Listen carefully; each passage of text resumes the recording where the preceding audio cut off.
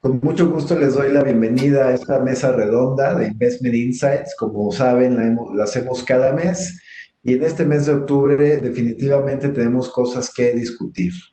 El objetivo de estas mesas, de esta mesa de Investment Insight, es proveer información de valor de primera mano que nos ayuda a tomar mejores decisiones patrimoniales, escuchando directamente las ideas y perspectivas de personas clave.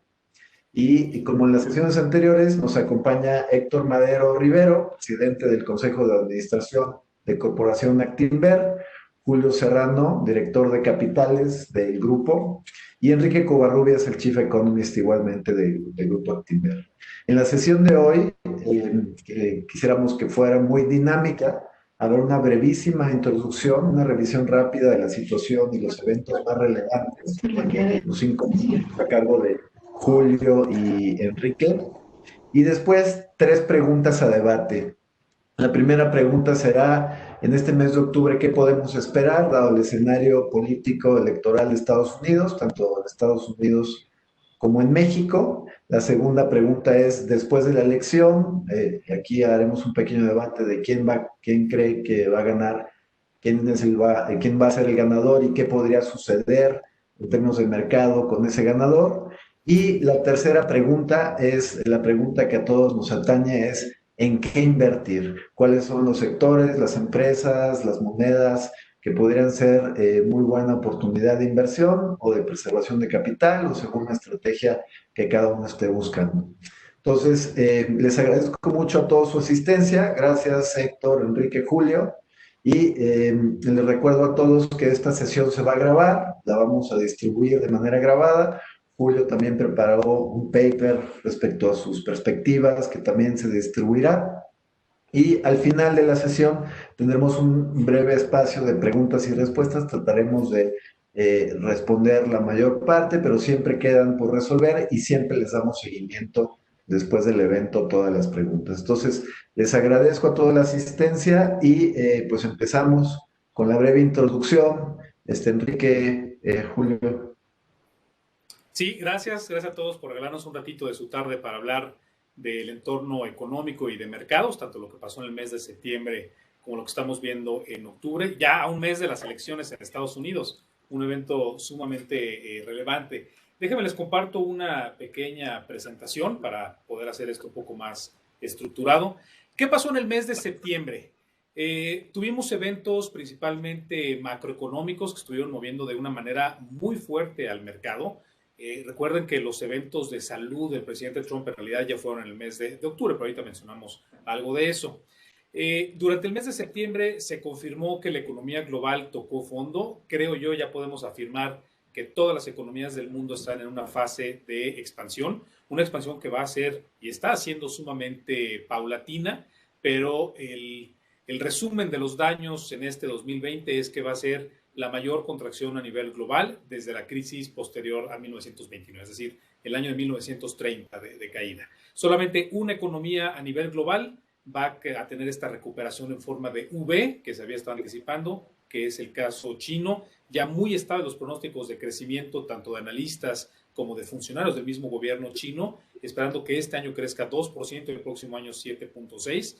Las economías emergentes, de hecho, no han terminado de revisarse los pronósticos a la baja, pero ya cada vez son más pues pequeñas estas revisiones.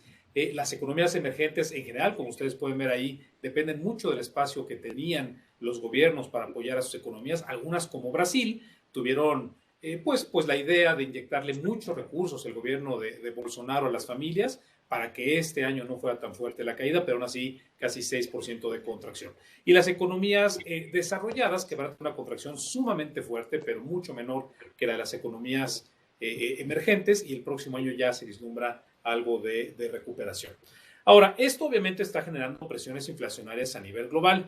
Es normal, cuando tenemos una recuperación económica, sobre todo en las economías desarrolladas, se van a estar observando presiones inflacionarias. En algunos lugares, como en Estados Unidos, serán más acotadas, serán más lentas. En algunos países, como el Reino Unido, van a ser algunas presiones inflacionarias más fuertes, y por eso lo que vimos durante el mes de septiembre fue esta comunicación tan seria de los bancos centrales de países desarrollados, donde le decían a la gente, no se preocupen, entendemos que va a venir una inflación en nuestro país, pero no por eso vamos a estar subiendo las tasas en este momento. Vamos a dejar que la economía, pero por mucho se supere la tasa objetivo de inflación de estas economías y después ya veremos si es necesario o no subir las tasas para controlarla.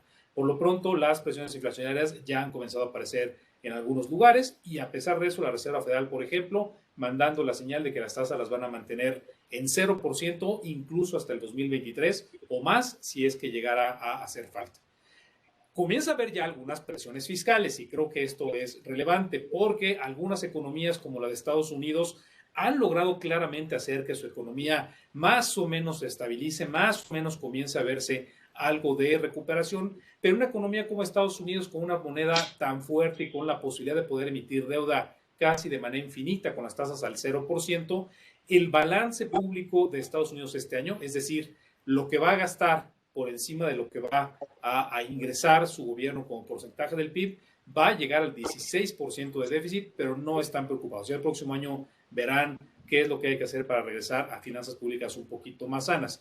En algunos países, como en Brasil, ya comienza a haber algunas señales de alerta. Se vislumbra que el déficit este año va a ser del 16%, pero también comienzan a aparecer, incluso en Brasil, presiones inflacionarias por esta recuperación.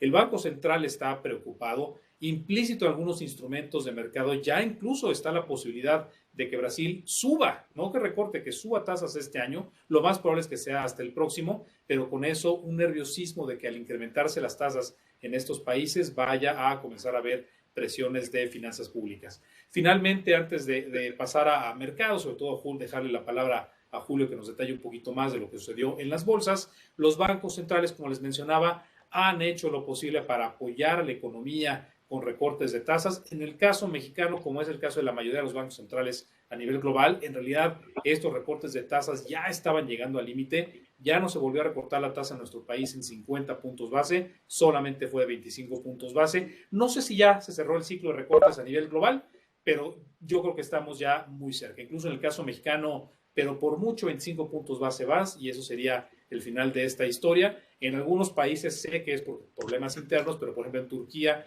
incluso ya comenzó el ciclo contrario de incremento de tasas para apoyar a que su divisa no se vaya a depreciar de más. Ya por último, antes de hablar de bolsas, ¿qué ha sucedido con la depreciación de las monedas? Se ha estado obviamente amortiguando estas caídas. En Estados Unidos ha hecho un esfuerzo muy importante por debilitar su moneda de manera muy estructural. Vamos a hablar desde luego de las elecciones de Estados Unidos en unos minutos, pero este debilitamiento del dólar ha ayudado a que muchas economías emergentes ya no vean depreciaciones adicionales. En el caso mexicano, obviamente todavía hay depreciaciones muy fuertes, cercanas al 15%, pero muy lejos de ser la moneda con más presiones en este sentido. Y en algunos países avanzados sobre todo, como en el caso de la zona del euro, de Japón, incluso en el caso del renminbi chino, en todos los lugares la depreciación del dólar pues ha ocasionado que incluso se hayan apreciado, por ejemplo, el caso del euro, casi 7% en lo que va del año. Es lo que pasó en el mes de septiembre. Muchas gracias, Julio. ¿Nos puedes dar en 2 minutos update de los mercados? Sí, claro. Antes que nada, buenas tardes a todos. Qué gusto volver a estar con ustedes y poder compartir esta mesa redonda. Vamos a platicar de qué pasó muy rápido en septiembre. Bueno, como lo platicamos en nuestra última reunión, los mercados estaban adelantados, vimos un ajuste importante del S&P, cayó 3.9% punta a punta en el mes. Sin embargo, entre el punto más alto y el punto más bajo en el mes de septiembre cayó 10%, Nasdaq bajó aproximadamente un 5%, y lo que es relevante es que el importe operado del mercado en septiembre mejoró sustancialmente en Estados Unidos contra lo que se había operado en agosto. El incremento fue de 74% en el nivel de operación. El tema de México, México subió 1.7% en pesos y en dólares subió 1.1%. Hay muchas empresas, hacía mucho tiempo que yo no veía tantas empresas a un valor tan atractivo en México. Usualmente veíamos algún sector o algunas compañías de tamaño grande o mediano, pequeño, muy baratas, pero hoy, haciendo una lista, y al rato la vamos a compartir con ustedes, vemos que hay empresas blue chips muy grandes, muy baratas, empresas de mediana capitalización también muy baratas y empresas más pequeñas también a descuentos, que hacía tiempos o que nunca antes había yo visto este tipo de descuentos, ¿no? Entonces, con esto es lo que pasó en el mes de septiembre y adelante te paso la palabra, Luisa. Gracias. Habrá un espacio para hablar de las emisoras que identificas como oportunidad, pero abro el debate con las tres preguntas. La primera, pues es que en este mes de octubre, como decías, Enrique, un mes de mucha atención para las elecciones de Estados Unidos, dínamo económico mundial. ¿Qué podríamos esperar tanto en Estados Unidos como aquí en México? Y con la noticia esta de fin de semana, si cambian algunas cosas, como el caso de Trump y el COVID, cuáles son sus perspectivas y sobre todo, pues, qué esperan. Gracias, Luis. Si me pueden dar permiso de compartir un archivo, por favor, los organizadores, porque ahorita lo que me dan permiso, si no han recibido de nosotros un reporte de qué esperamos para los mercados en este ciclo electoral, por favor, márquenle a su asesor que les haga favor de mandarse al equipo de economía un reporte muy, muy completo de lo que ha sucedido en otras ocasiones. No, algo está pasando que no puedo compartir, pero les voy a... ya puedo. Déjenme les enseño un par de grafiquitas también para aclarar esto mejor. Hicimos un esfuerzo de voltear a ver en la historia de las elecciones de Estados Unidos, usualmente cómo se comportan los mercados algunos días antes y algunos días después de la elección. Cada país es distinto y si ustedes recuerdan, los que han sido nuestros clientes de hace muchos años, recordarán que aquí en las elecciones de México en el 2018 les insistíamos mucho que en nuestro país el peor momento de volatilidad en los mercados se da exactamente un mes antes de las elecciones. Eso se ha dado, bueno, se dio el 18 y el 2012 y el 2000, bueno, cada 6 años se da ese fenómeno. En Estados Unidos es sumamente distinto. En Estados Unidos la volatilidad en los mercados aparece alrededor de un mes antes de las elecciones y toca su peor momento exactamente el día de la elección. Yo creo que una de las razones por las cuales Estados Unidos es distinto a un país como México es porque en Estados Unidos, al solamente haber dos partidos y al estar tan polarizada la gente, en realidad las encuestas siempre tienden a ser muy cercanas y es literalmente hasta el día de la elección cuando se confirma quién es el que ganó.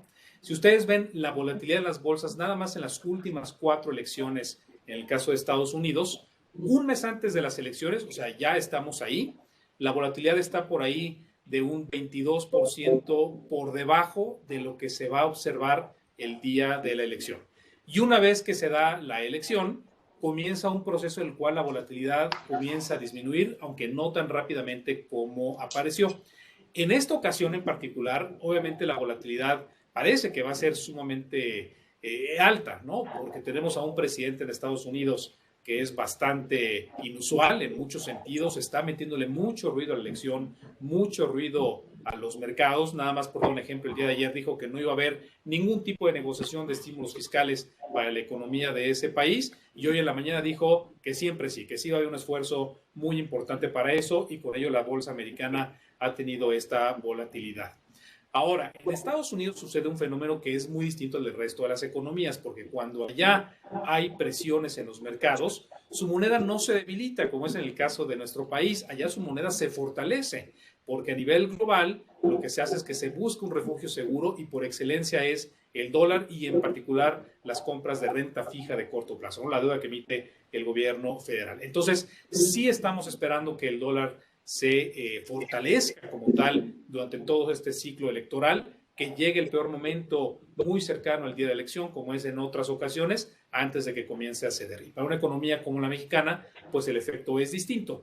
Creo que deberíamos estar esperando de aquí al día de la elección, el día 3 de noviembre, que el dólar tenga, perdón, que el peso tenga volatilidad, que el peso tenga depreciación, que se acumulen estos riesgos hasta el día de las elecciones antes de que comience a ceder algo de esa presión a nivel global. Creo que voy a dejar la palabra a los demás, pero esto es solamente que lo que les enseñé solamente habla de la historia de cómo se han comportado los mercados, pero no está profundizando exactamente en lo que está sucediendo en este año con la elección de Trump o de Joe Biden. ¿Qué podemos esperar, Héctor, en este mes de octubre? Buenas tardes a todos. Se fijan, hasta en este tipo de eventos me hacen complot, como dirían aquí, dejan hablar mucho. Yo me voy a hablar un poco. Septiembre, si se acuerdan, habíamos platicado de que esperábamos volatilidad, la cual la vimos. La volatilidad que se vivió en septiembre fue inusual. Vimos de repente que llegó a haber acciones que tuvieron ajustes de más de un 15% en el mercado americano. Son ajustes brutales, ¿no? Que a final del mes se vino a recuperar en una medida muy importante. Como bien decía ahorita Enrique, posiblemente esta volatilidad va a continuar ante la incertidumbre, pero también ante el juego que estamos viendo dentro de lo que es el mercado. ¿Qué esperar en el mes de octubre? Creo que todavía hay varios factores que van a estar generando entre entusiasmo, incertidumbre y volatilidad. Claramente las elecciones va a ser el punto más importante, pero no hay que perder de vista que dentro de todo este juego político hay un jaloneo para seguir hablando de lo que serían nuevos incentivos fiscales o apoyos a la economía. Ayer el presidente Trump salía a decir que él terminaba de las discusiones hasta después de la elección y que cuando él ganara volvería a dar incentivos a toda la población. Un poquito el mensaje que está diciendo es, si yo gano les voy a dar dinero. Creo que los demócratas no van a permitir que esto suceda, van a reaccionar de una manera importante y no me extrañaría estar viendo una propuesta de los demócratas agresiva de un incentivo fiscal importante para la economía, posiblemente un par de semanas antes de la elección para poner en un entredicho a los republicanos. Por el otro lado, hay que considerar también que seguimos en pandemia.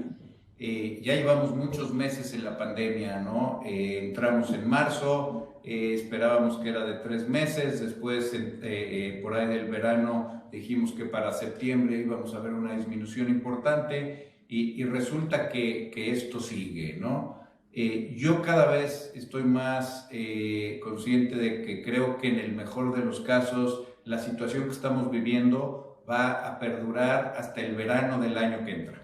Lo que es un hecho es que posiblemente por cuestiones políticas veamos un anuncio antes de las elecciones en cuanto a alguna vacuna. ¿Qué tan serio sea esto o no? Nos estaremos dando cuenta posiblemente para finales de año. Hay un esfuerzo muy importante para realmente tener algún tipo de vacuna o producto que pudiera apoyar y ayudar en el proceso de la pandemia. Y tendremos que estar en espera de esto, pero va a generar ruido y yo sí esperaría que en el mes de octubre estemos oyendo noticias en ese respecto. Por el otro lado, estamos viendo también que la situación económica, si bien lo que platicaba Enrique habla de que se empieza a sentir una recuperación y todas las expectativas son de recuperación, estamos viendo ahora sí que ya números encontrados. Empezamos a ver rebrotes en el caso de Europa que están haciendo que las economías vuelvan a entrar en un proceso de cierre. Si no va a ser un cierre total como ya se vivió, pero sí empiezan a tomar ciertas medidas en el caso de Inglaterra, en el caso de España, en el caso de Francia. Ya en Estados Unidos, en algunas regiones que se sentía que habían pasado, empiezan a haber nuevos brotes, lo que está generando una preocupación general. Y no se diga México. En México no nos han querido decir las autoridades, pero información que he estado tratando de obtener me dice que sí ha habido un rebrote importante en las últimas semanas, posiblemente a causa de que la gente se relajó, fue las fiestas del 16 de septiembre, la gente salió, se juntó, etcétera, y ahorita estamos viendo un poco esa consecuencia. Esto tiene un impacto importante en las economías porque vuelve a generar miedo, incertidumbre, cerrazón, ya sea que no sea mandatoria, pero la gente se preocupa y vuelve a tomar su precaución y esto disminuye el consumo. Entonces, mi impresión es que esa recuperación que los economistas están tratando de buscar de manera numérica para el año que entra no va a ser tan lineal. Vamos a ver de repente que hay baches y que cae, va a haber sectores que se van a ver mejores que otros y creo que dentro del mes de octubre, si bien toda la concentración está en la parte política, ya hay muchas gentes que están empezando a trabajar bajo los escenarios del año que entra y los vamos a empezar a escuchar y esto debería de generar también perspectivas y rebalanceos en la parte de los portafolios. Julio, te toca. Perfecto. Pues hola a todos otra vez. Voy a hacer algunos comentarios. Voy a empezar por el tema que ya tocaba ahorita Héctor de la vacuna y luego voy a pasar a tocar algunos temas previos a la elección. O sea, el tema de la vacuna va a estar a disposición de las personas hasta mediados de 2021 y lo que se estima es que el proceso de vacunación dure de mediados del 21 a fines del próximo año. Entonces, esto lo que está haciendo es que veamos en realidad un año completo, ya normal, hasta 2022. Y esto es un hecho que es muy importante para tomar en consideración cuando uno está viendo en qué invertir en bolsa, cuando uno está viendo qué acciones, en qué acciones uno puede estar. Primero que nada, hay que estar en acciones con un balance fuerte, hay que estar en acciones que estén trabajando para ver cómo poder crecer y ganar mercado y no estén trabajando para ver cómo sobreviven. Entonces es un hecho, todas las utilidades, todo el mundo ya estamos viendo el año de 2022 por el tema de la vacuna. Ahora, el mes de octubre va a ser muy importante porque el estímulo fiscal, y ya lo he platicado yo en otras ocasiones, es muy importante. Es muy importante para la economía, es muy importante para los mercados. Hoy vimos cómo con el tweet de Trump, cuando mencionó que parte de los apoyos iba a haber un apoyo de $25,000 millones a aerolíneas y aproximadamente $135,000 millones a empresas pequeñas, de inmediato el mercado reaccionó de manera muy positiva. ¿Y por qué un estímulo fiscal tiene que funcionar? ¿Es importante para el mercado? Bueno, pues es importante para el mercado porque al final del día la gente está usando esos recursos para hacer ciertos consumos. Y les pongo un ejemplo.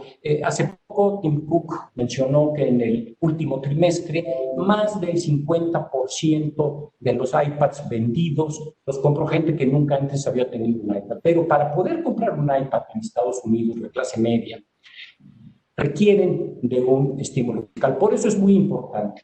Yo veo que el estímulo fiscal de ganar Biden va a ser mucho más grande. Biden ha hablado de un estímulo fiscal de hasta $3.4 trillones. Trump ha hablado de 1.5. Pero sí se requiere de este estímulo fiscal porque lo que se requiere es tender un puente de hoy a fines de 2022 para que de 2021 para que la economía empiece a crecer. ¿Cómo veo octubre en la parte de los mercados? Lo vemos, hay que estar con cautela. Vemos que el mercado puede reaccionar con subidas y bajadas importantes a noticias. Por ejemplo, el día de ayer, cuando Trump dijo que no iba a tener un estímulo fiscal, el mercado en el intradía se cayó en menos de una hora más de 2%, es un ajuste muy importante en 2 horas. Hoy en la mañana, con el tuit de Trump, volvió a subir el mercado. Yo creo que así vamos a estar viendo esto. ¿Qué veo yo? El tema que le haya dado COVID a Trump lo debilitó para el proceso electoral. Yo creo que hoy parte en el debate de Kamala Harris con con Pence, vamos a ver a Kamala atacando el tema del COVID de Trump, pero lo importante es que 18 miembros de la campaña de Trump están contagiados de COVID. Los miembros más cercanos, gente muy relacionada con su campaña, y hoy todavía no se sabe si va a haber debate el 15 de octubre o si hay bajo qué formato. No se está hablando de un formato con enormes medidas de seguridad. Hoy ya aumentaron la distancia entre los dos candidatos a la vicepresidencia a más de 3 metros. No sabemos si va a haber debate el 15 o si vaya a haber un debate virtual.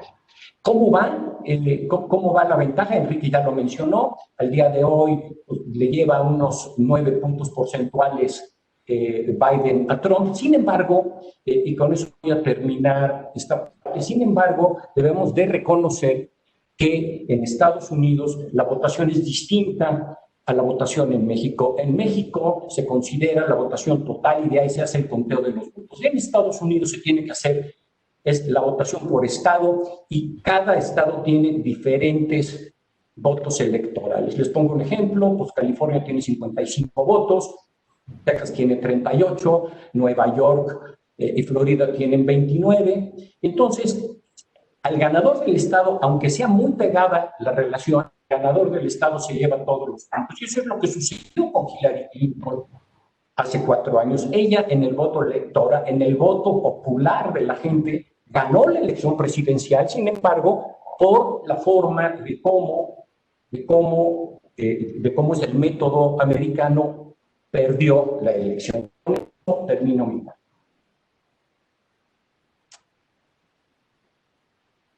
Luis, no estás en mute.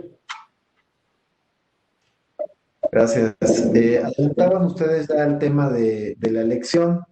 La pregunta que les quiero hacer, que es inquietud, pues digamos, de todos nosotros los asistentes, es, pues, ¿cuáles son sus predicciones del ganador? ¿Quién será según su opinión? Antes de empezar la sesión, incluso ya estamos apostando ahí, espero que honren su apuesta, pero para nosotros los inversionistas, ¿qué significaría si gana Trump o si gana Biden? ¿Y qué es lo que ustedes están esperando que suceda? ¿Nadie quiere comenzar? Yo empiezo. Yo empiezo porque la vez pasada sí terminamos y mis 2 colegas tuvieron miedo de decir su opinión. Yo sigo pensando que va a ganar Biden. Creo que Biden va a ganar por mucho más de lo que la gente o las encuestas al día de hoy lo están diciendo. Todo el mundo quiere basar sus predicciones en base a lo que pasó hace 4 años. Y la verdad es que hace 4 años la sociedad americana votó por el cambio. Veían a Hillary como la gente que representaba el establishment, lo político, lo detestable, y por eso la gente votó por alguien que era fuera del establishment. Hoy creo que Trump ya no se considera como un cambio, y al revés, ya hay mucha gente que está preocupada por las actitudes.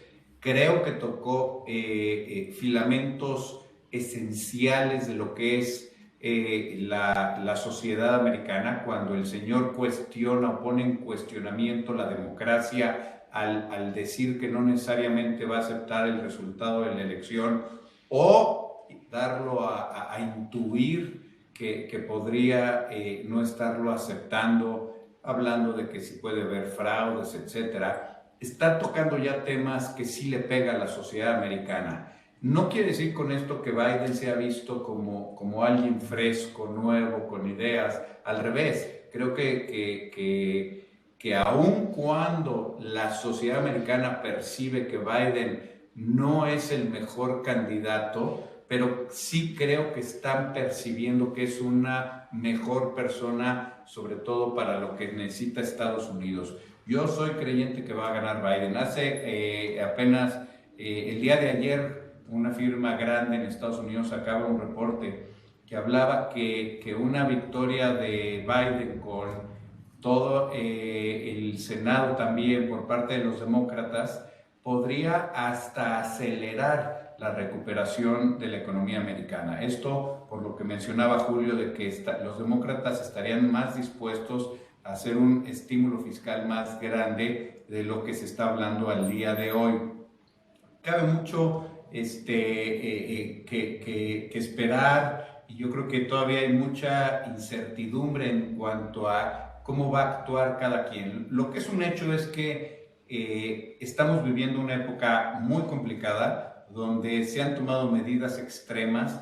La Fed ha estado inyectando recursos de una manera bestial. El balance de la economía americana se ha venido apalancando de una manera brutal. Y todos sabemos, ¿no? Después de la fiesta siempre tiene que venir el día siguiente donde alguien tiene que pagar. Y eso va a tener que forzar al gobierno que venga a tomar medidas tarde o temprano para ir enfrentando el resultado del gasto tan desproporcionado que se está teniendo al día de hoy. Creo que los demócratas en ese sentido pueden tener un mejor plan, o al menos lo que yo he visto es un plan más estructurado de lo que ha presentado el señor Trump. Sí, la idea de que puede subir los impuestos es algo que trae la gente muy en la cabeza, pero también entendamos algo. Les vendió un concepto de que bajó los impuestos de una manera para todos, y no es cierto. Bajó los impuestos a las empresas, a los grandes corporativos, y ahí lo que dice Biden es que los va a regresar a un nivel del 28%, y eso traería recursos suficientes para que en 10 años pudieran estar saldando parte de los gastos que han estado teniendo ahorita. Mi impresión es que los mercados están tratando de digerir mucho esto antes de la elección. Creo que no va a haber grandes sorpresas unos días antes, donde ya se vea más claro y las expectativas sean donde va a ganar Biden, y creo que los mercados van a adelantarse a este proceso, con lo cual yo no esperaría grandes brincos. Yo soy de los que cree que el mercado americano está muy adelantado, sobre todo en ciertos sectores. Cuando vemos acciones que al principio del año estaban en 30 y tantos dólares y hoy están en 116 dólares, dices que no, con unas valuaciones que no hacen sentido, y les estoy hablando del caso específico de una empresa que se llama Peloton. Es una burbuja en ciertos sectores, y creo que eso tarde o temprano se tiene que desinflar. Pero esto también ya empiezo a creer. Yo al principio creía que lo íbamos a ver en estas épocas, entre septiembre, principios de octubre. La verdad es que con la cantidad de dinero y las expectativas y cómo han estado cambiando las perspectivas en lo político, creo que el entusiasmo y el juego no lo vamos a ver disminuir posiblemente hasta el año que entra. Y va a estar muy basado en los anuncios que se den en cuanto a los diferentes apoyos y programas fiscales que vengan una vez que pase la elección. Dice Héctor que me dio miedo hace un mes decir quién iba a ganar. Lo que pasa es que no tienes buena memoria, pero sí dije quién iba a ganar. Es más, soy un analista muy consistente, y lo que dije en ese momento era que cada mes yo estaba cambiando de parecer, y para no perder la costumbre, otra vez voy a cambiar de parecer. Hace un mes yo pensaba que Trump era el favorito para ganar esta carrera electoral. Nunca me imaginé que iba a tener un debate así de malo. La fortaleza más grande que él tenía era poder captar el descontento social del votante intermedio, del votante indeciso, y a través de estos debates otra vez capturar su imaginación. Fue un debate terrible de los dos. Muchos analistas políticos de reputación elevada han salido a decir que es posiblemente el peor debate presidencial que han tenido la oportunidad de observar en la historia de Estados Unidos, en la historia de su profesión. Creo que va a ganar, obviamente, el Partido Demócrata. Ha cambiado muy rápidamente el debate. Trump ha hecho más tonterías de las que uno hubiera imaginado. Pero este mes me dio la oportunidad de recordar algo importante. ¿Quiénes son estos indecisos que hace 4 años querían un candidato o el otro y no estaban seguros por quién votar? En un ratito más, a las 8 de la noche, va a ser el debate de vicepresidentes. Y este es un debate donde los dos candidatos creo que resumen muy bien lo polarizada que está la sociedad de Estados Unidos. Kamala Harris, por ejemplo, es una abogada de 55 años que es la candidata a ser la vicepresidente por el Partido Demócrata. Ella es la hija de dos académicos, un jamaiquino que llega a Estados Unidos a hacer un doctorado en economía en la Universidad de Berkeley, y su mamá, una inmigrante de la India que a los 19 años ya estaba haciendo un doctorado en bioquímica o algo así también en la Universidad de Berkeley. Se separan, el papá es uno de los economistas de mayor reputación en la Universidad de Stanford, su mamá se va a Canadá, a la Universidad de McGill, la mejor universidad que hay en Canadá, ella crece en Canadá, regresa a Estados Unidos y a través de estar picando piedra comienza a crecer en el sistema legal del estado de California, llega a ser la procuradora de San Francisco, que allá es un cargo de elección popular, después es la procuradora del estado de California, después se vuelve la senadora del estado de California y es una persona que a lo largo de toda esta carrera política lo que ha hecho ha sido aprobar lo que cualquier californiano podría estar buscando, que se legalice la marihuana, que se prohíba la venta de armas de alto calibre, un sistema fiscal más progresivo y todas cosas que ustedes se pueden imaginar. Y del otro lado está Mike Pence, que nace en Indiana, de origen alemán. En Indiana va a hacer la licenciatura en el estado de Indiana, se vuelve abogado de la Universidad de Indiana, intenta ser congresista del estado de Indiana, no lo logra, tiene un programa de radio en Indiana, después un programa de televisión en Indiana, congresista de Indiana, gobernador de Indiana, y es el redneck típico que existe en Estados Unidos. ¿Quién es el indeciso en este momento que está entre escoger a esta Kamala Harris, demócrata, o a este Mike Pence, republicano? Para mí es como si fueras a un restaurante y te van a escoger entre una ensalada de quinoa orgánica o tacos fritos de suadero con queso. No hay nadie en este mundo que esté indeciso entre estas dos cosas. O escogas la ensalada de quinoa o eres de los míos. Pero vas a escoger uno de esos dos y ya sabes exactamente qué es lo que vas a hacer. Ya no existe este votante indeciso en Estados Unidos. Ya no hay un voto antisistema. Ahora el voto antisistema, al voto antisistema que vimos hace 4 años, es regresar a la normalidad. Y es algo que tal vez hace un mes no era tan evidente para mí, pero que en este momento, sobre todo en el debate y cuando uno monitorea las redes sociales y las diferentes encuestas se realizan, creo que claramente se ha cargado la mano completamente del lado demócrata. Julio. Ahora voy yo. Yo también dije que iba a ganar Trump. Yo dije, Trump va a ganar, e incluso con un amigo que estaba escuchando la plática la vez pasada, nos mandamos ahí unas estadísticas de Real Clear Politics, en donde Trump y Biden en ese momento estaban bastante empatados. Ya cambié de opinión, me puse a revisar muchísimas cosas en el último mes y coincido con lo que dice Enrique y con lo que ha dicho Héctor, en el sentido de que Trump ha cometido una gran cantidad de errores. El último mes, los errores que ha cometido han crecido de manera muy importante. Y quisiera ponerles nada más una gráfica, Marifer, por favor, donde es una gráfica muy sencilla, pero creo que también muy divertida porque analizamos muy rápido 3 temas. Las encuestas políticas, analizamos por el otro lado los niveles de aprobación y hasta las apuestas, hasta los mercados de apuestas. Y esto es al día de hoy. Vamos a empezar por la parte más formal, que es, analizamos desde 1945 a la fecha los niveles de aprobación de los presidentes americanos, año con año, de Harry Truman al actual. El único presidente que tiene menos nivel de aprobación de Trump fue Jimmy Carter. Y, by the way, Jimmy Carter perdió las elecciones. Al día de hoy, también, vámonos a la parte C, también una parte muy seria, que que son las encuestas políticas, y este es el promedio de las encuestas políticas. Biden le lleva a Trump hoy más de 9 puntos porcentuales de ventaja. Y luego dijimos, bueno, pues vamos a ver cómo está la apuesta de la lana. ¿Cómo está? Y esto es hoy, esto es el mercado americano de apuestas. 61% en las apuestas dicen que va a ganar Biden y 39% va a ganar Trump.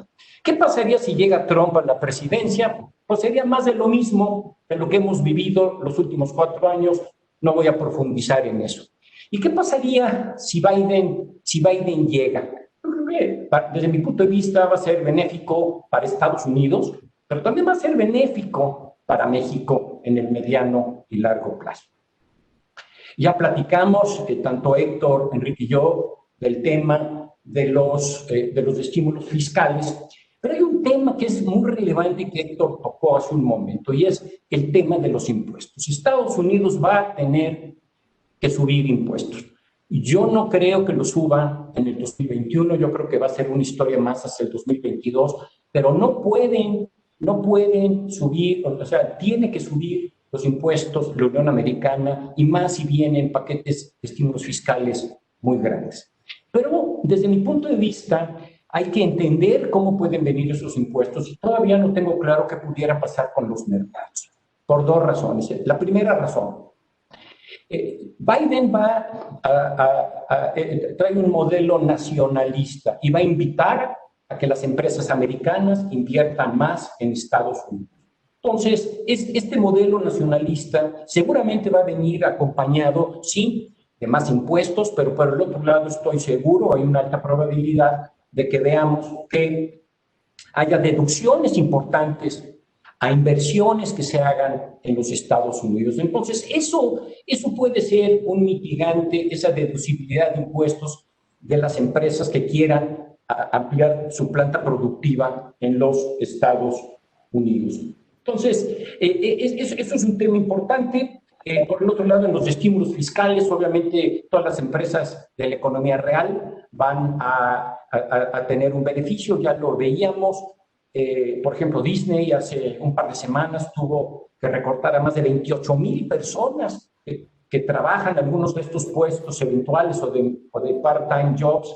Ya tuvo que recortar. Entonces, estos estímulos fiscales van a seguir viniendo, pero el tema de los impuestos estará. Y el segundo tema, sí, Trump fue muy agresivo y bajó los impuestos del 28% al 21%, como dice Héctor, los impuestos corporativos. Las empresas pagan menos impuestos.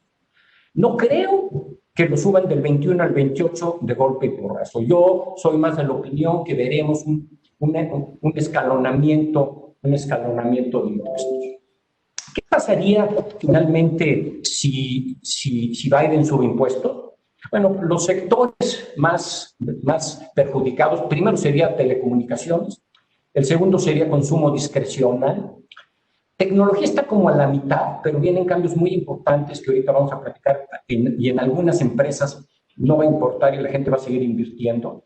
Y el que menos impuestos pagaría, menos impuestos, incremento de impuestos, serían las financieras. Pero por otro lado, con los estímulos fiscales, todo lo que son aerolíneas, cadenas de hoteles, restaurantes, cines, van a tener otras empresas de specialty retailing, líneas de cruceros, van a seguir creciendo.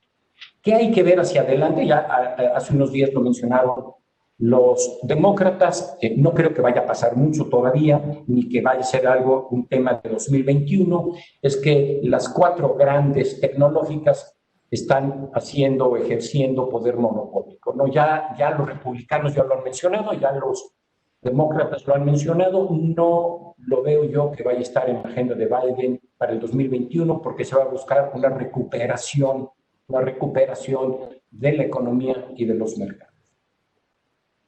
Muy interesantes comentarios, pues ya está clara la opinión de los panelistas respecto al ganador. Vamos a ver qué es lo que pasará. Y la pregunta siguiente y la última del panel, la discusión es, ¿y qué pasará en México en términos de inversión? ¿Qué me recomiendas? Mencionabas tú, Julio, algunas emisoras, las acabas de decir, las tecnológicas. Hay algunas participaciones aquí que ya preguntan por eso, si siguen o están sobrevaluadas. Héctor mencionaba algunas burbujas sectoriales o en específico de alguna empresa. Yo como inversionista en este momento, ¿qué es lo que encontraría interesante, oportuno para ya sea una posible apreciación al mediano o largo plazo? ¿O qué tendría que hacer yo viendo el mercado mexicano, IPC, tipo de cambio? ¿Qué es lo que me aconsejan en este momento? Empiezo yo. Bueno, a ver, Estamos viviendo un ciclo electoral que no hay que perder de vista que se da en el contexto de una pandemia global.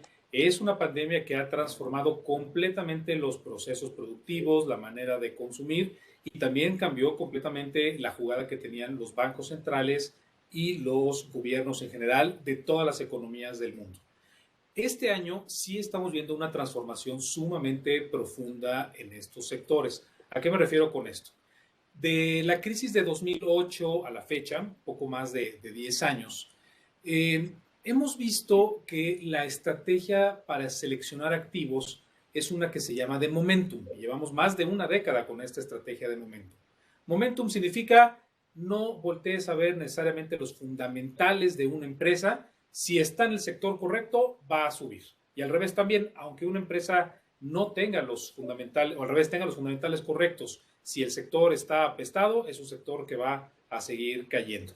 Y estas estrategias de momentum son las que han definido durante estos 10 años cómo los grandes flujos de capital se han movido entre países y entre clases de activos. Pero ya cambió.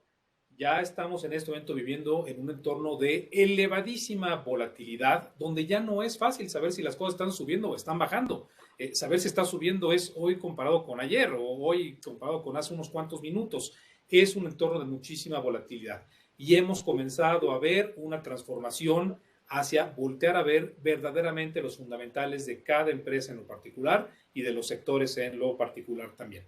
Yo creo que hay un fenómeno muy particular alrededor de este cambio de momentum a value, y es que poquito antes de la pandemia, justamente los sectores que eran famosos por dar altos dividendos, coincidió que fueron los sectores más afectados en la pandemia. Los que daban altos dividendos era el sector de energía, el sector de aerolíneas y los bancos en general. Creo yo que lo que vamos a estar viendo ahora es a la gente, sé que lo que estoy diciendo es tal vez controversial con la dinámica que hemos visto del mercado de petróleo, pero si la gente comienza a ver dónde están las empresas de más valor a nivel global, creo que van a voltear a ver exactamente las empresas energéticas en primer lugar, seguido de los bancos y en tercer lugar las empresas de turismo. Entonces, esos son los sectores que van a estar funcionando. La pregunta que nos hacía Luis era una pregunta tal vez un poco más acotada y era, ¿qué podemos esperar en caso de que gane Biden o que gane Trump? Por supuesto que tienen pues campañas muy distintas, una política económica y social bastante divergente entre los dos, pero que en la gran escala de las cosas no lo son tanto ni van a tener un efecto importante comparado con lo que la pandemia está ocasionando. Y además, algo que es relevante es que no está México en esta ocasión en el centro de este huracán que es la campaña de Trump. Están más preocupados de factores domésticos en primer lugar, temas de salud, de defensa, de tecnología, de telecomunicaciones y el rol que está jugando China o que ha estado jugando China en la última década de dejar de ser un socio estratégico de Estados Unidos para convertirse completamente en un competidor en todos los sentidos, en todos los sectores. Para el caso mexicano que nos preguntabas qué podemos esperar, creo que no hay una diferencia tan importante entre los dos presidentes. Posiblemente más vale ¿cómo es? El diablo por conocido. Entonces, con Trump podríamos comprender un poquito más la política que podría tener tanto desde el punto de vista fiscal, las presiones monetarias, las presiones que podría estar imponiendo a nuestro gobierno, mientras que en el caso de Biden, creo que todavía hay mucha incertidumbre en este sentido. Para que Biden tenga el apoyo que ha tenido hasta ahora, seguramente ha tenido que negociar con muchos de los demócratas más radicales, algunos como Warren o como Sanders, que han sido muy explícitos en querer proteger a los sindicatos en Estados Unidos y que eso puede conllevar algunos riesgos para los sindicatos mexicanos porque van a estar monitoreando de una manera más cercana los sueldos que le pagamos a nuestros trabajadores y creo yo de manera todavía más crucial y más complicada para nosotros el entorno ecológico o ambiental en el cual se está produciendo en nuestro país, sobre todo cuando le exportamos algo a Estados Unidos. ¿Qué hay que hacer en este entorno? Número uno, creo que hay que aprovechar esta volatilidad. Como les mencionaba, creo que el mes de octubre es una buena oportunidad para rebalancear portafolios. Va a haber ajustes importantes y una vez que salgamos de este entorno volátil, cuando sea que esto suceda a finales del año, a principios del próximo año, voltear a ver otra vez las empresas de más valor.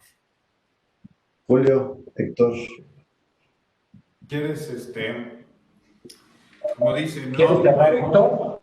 Déjame, Julio, que cambio de opinión de mis dos colegas de un mes para acá, ¿verdad? Bien dicen que en el último semestre de la carrera de economía les enseñan a todos los futuros economistas cómo cambiar cada mes sus expectativas para que nunca se equivoquen. Y es lo que estamos viendo, el ejercicio típico. Nunca se atreven a adelantarse bien a los eventos. ¿Qué esperar? Primero, yo creo que aquí hay que ver dos escenarios, ¿no? La parte de México, mercado local, y la parte de inversiones en Estados Unidos. Creo que hay que diferenciarlo. En la parte de Estados Unidos me voy a centrar primero. Creo que, como decía hace un rato, mi expectativa a que hubiera un ajuste mayor en los mercados ha cambiado. Creo que ante la promesa de estímulos, ante la promesa de que salga una vacuna antes de fin de año, y ayer lo hablaba la Organización Mundial de la Salud, que esa es la expectativa, creo que esto va a generar un ánimo y vamos a ver una recomposición de portafolios, como bien lo decía ahorita Enrique. Vamos a ver migrar mucho del dinero que se fue a las industrias beneficiadas por la situación actual a aquellas que han sido perjudicadas ante una expectativa de que vaya a venir una recuperación, si bien en el 22 o en el 23, pero que presentan valuaciones muy interesantes. Eso va a presentar mucha volatilidad, Vamos a ver muchas de estas empresas que crecieron de manera exorbitante, aterrizar sus valuaciones, y por el otro lado vamos a ver las empresas más golpeadas o los sectores más golpeados, que la gente se empiece a adelantar ante una expectativa de recuperación. Ya lo decía Enrique, aerolíneas, creo que en el momento que la gente sepa que hay una vacuna, pues va a apostarle a las aerolíneas porque sabe que va a venir una recuperación, hoteles, cruceros. En los bancos, creo que los bancos han tomado y van a seguir tomando de aquí a fin de año medidas preventivas, creando reservas que, en mi manera de ver, ante una segunda oleada de estímulos fiscales no van a ser tan requeridos, con lo cual creo que están reservando de más en muchos casos, con lo cual creo que las acciones pueden tener una recuperación importante también en el lado de las financieras. Ahora bien, me regreso al caso México. Pues México, tristemente, no se ve hoy ningún catalizador que genere un cambio importante. Las políticas que se han tomado económicas y monetarias hasta este momento han sido muy pequeñas, no están generando incentivos, hay un desánimo absoluto, y esto lo que está haciendo es que la economía va cayendo poco a poco. De repente, en esta semana yo platicaba con una gente y me decía, oye, pero explícame por qué no se siente tanto ese golpe, o hay mucha gente que me dice que no está tan peor, o en ciertos negocios que van bien. Y la realidad es que tenemos que entender que la mitad de este país vive en una economía distinta a la economía que estamos tratando de medir a través de los mercados, la economía informal. Toda esta gente sigue saliendo diario a ganarse la vida, a generar negocios, a consumir, porque esa es la manera de. Y eso no se frenó con la pandemia y no se va a frenar. Y ha seguido funcionando, si bien con ciertas presiones y a lo mejor con una tendencia a la baja, pero ha seguido funcionando. Y es un motor importante o un sostén importante, sobre todo el sentir. El lado donde más se va a sentir la crisis en este país va a ser a la gente de medio, ¿no? Lo que fue la clase media que se fue creando desde los sexenios de Fox, Calderón y en el último de Peña Nieto. La gente que empezó a tener, que empezó a ganar un poco más, que empezó a consumir, que empezó a usar el apalancamiento, esa va a ser la gente que más va a sufrir. ¿Por qué? Porque estaban empleadas, tenían trabajo en muchas empresas. Estas empresas, ante la situación actual, están recortando o sueldos o los mismos empleos. El consumo se va a caer, porque esta es una parte de la sociedad que consumía mucho y esto se va a ver reflejado. Entonces, lo más triste de todo es que no se ve, como les decía, un catalizador que vaya a hacer este cambio, ¿no? Vamos a ver que la economía americana acá está dando giros, hay muchos apoyos, están gastando dinero a lo loco tratando de apoyar a los diferentes sectores, y en este país es cada quien rásquese como pueda. No veo afectación en los grandes negocios, al revés. Estas crisis lo que llegan a generar es que se quedan con una parte más importante del mercado a la larga, y que cuando la situación mejore y se recupere van a estar en una posición mucho más fuerte. Justo lo que el gobierno quería atacar es lo que está propiciando, ¿no? Que estas grandes empresas van a salir después de esta crisis todavía más fuertes. Tengo que decir que me equivoqué hace un par de meses, donde yo decía que esperaba que toda esta caída de la economía se viera acompañada de una debilidad del tipo de cambio.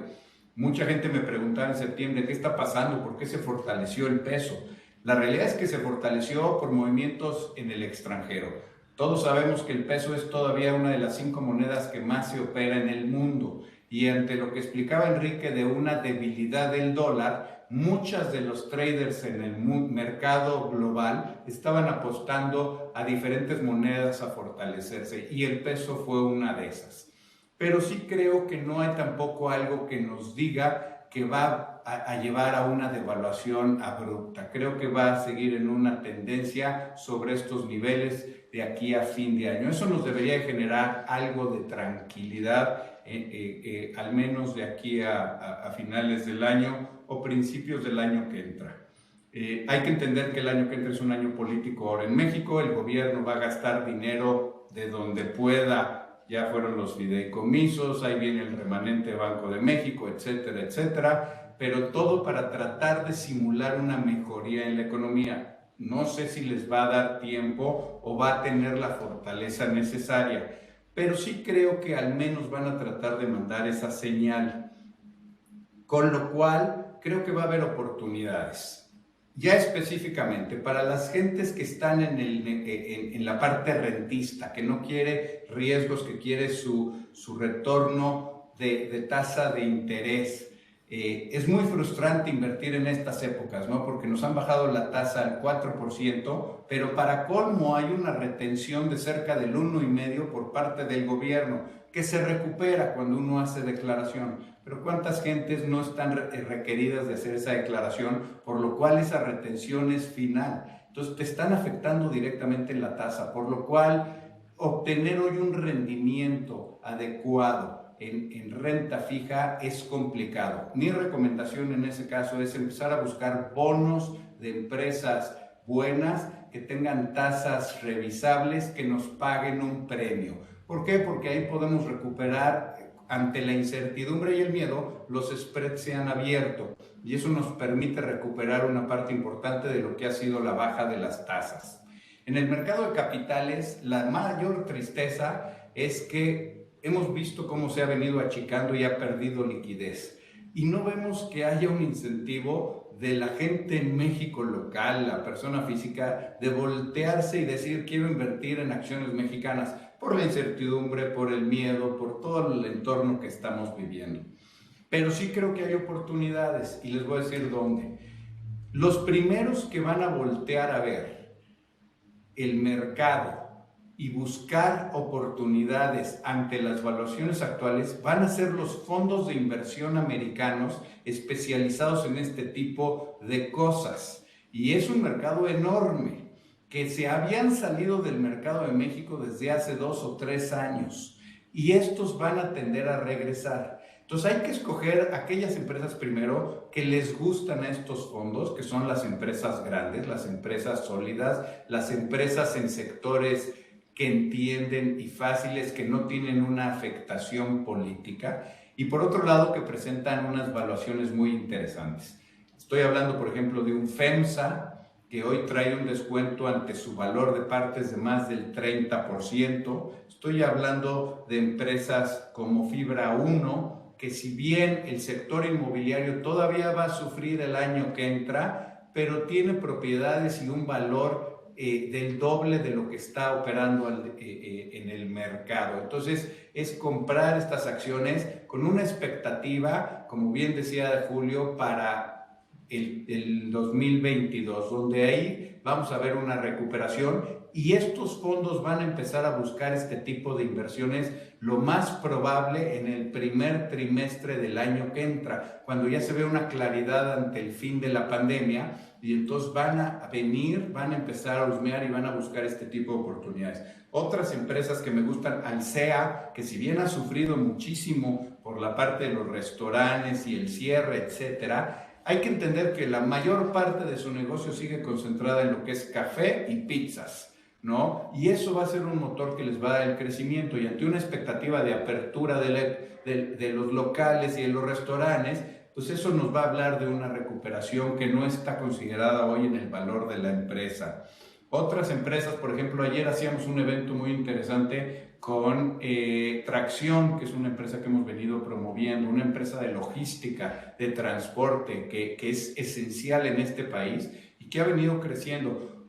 Su competencia era el hombre camión, y en esta crisis el hombre camión se ha visto muy afectado. ¿Qué está pasando? Pues que Tracción está agarrando más market share y eso le va a generar mucho mejores números, ¿no?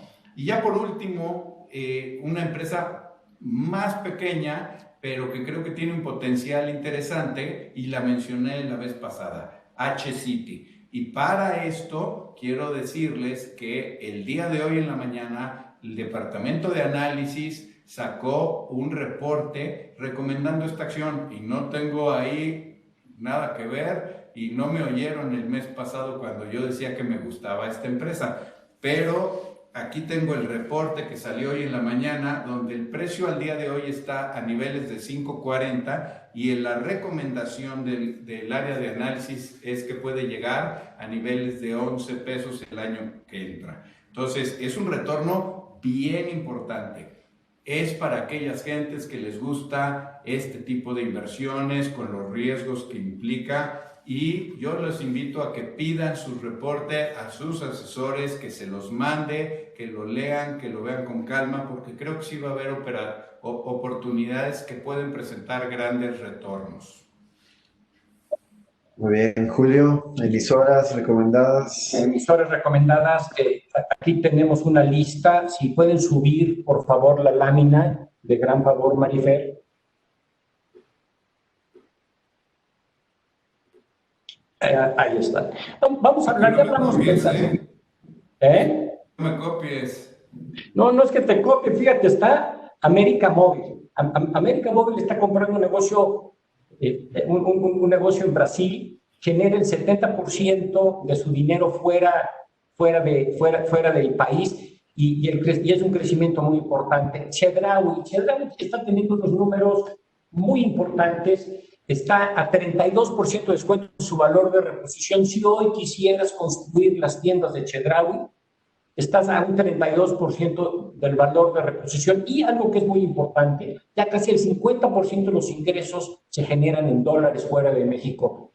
Hace tiempo, hace 2 o 3 años, nos preocupaba la rentabilidad del negocio americano, y la han venido subiendo de manera consistente. Incluso, déjenme decirles, y los invito a todos ustedes, el próximo martes 13 de octubre tenemos invitado a José Antonio Chedraui a platicarnos en los encuentros de mercado, que son todos los martes, sobre las perspectivas de la compañía.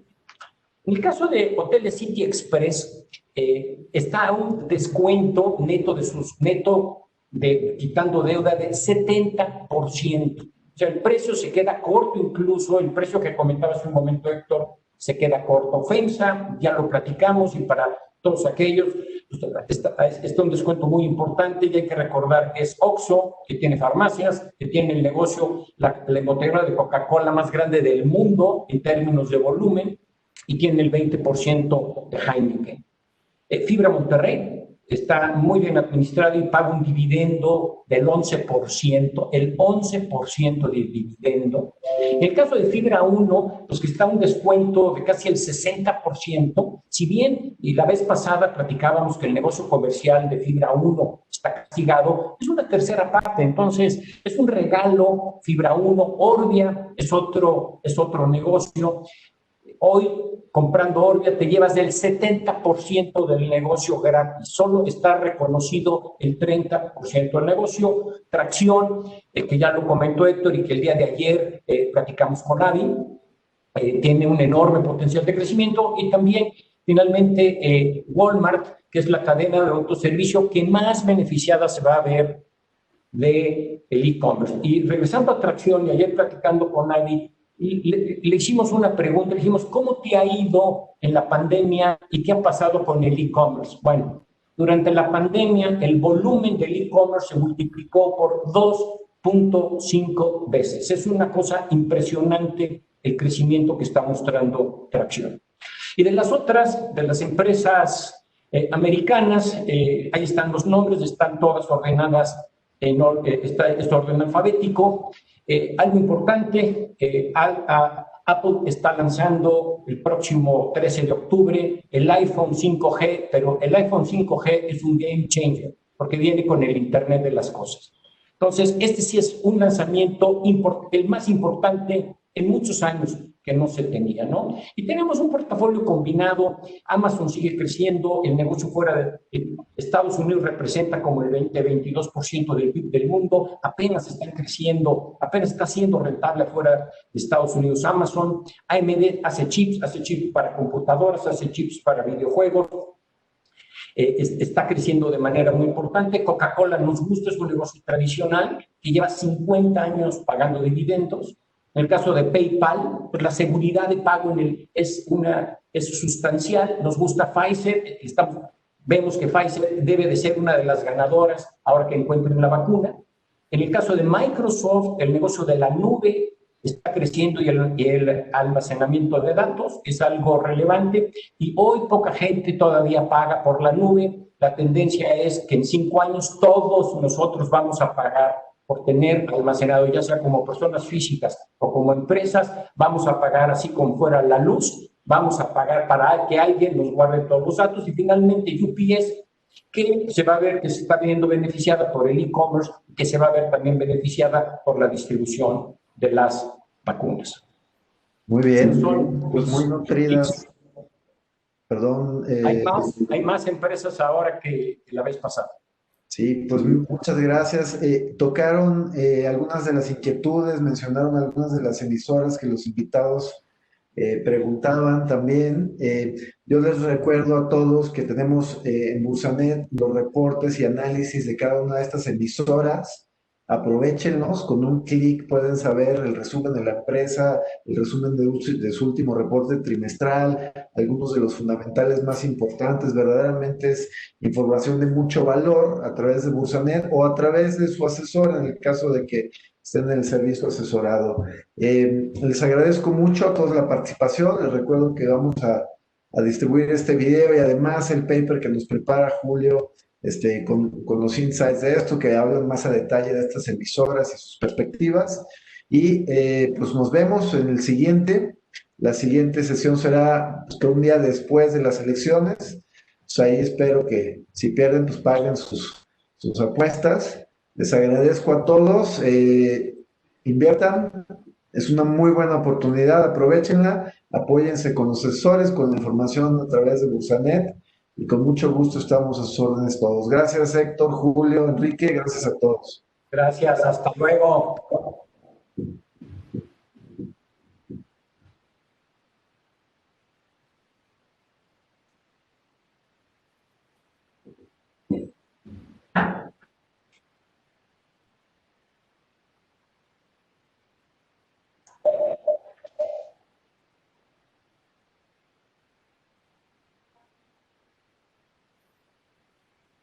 Hola.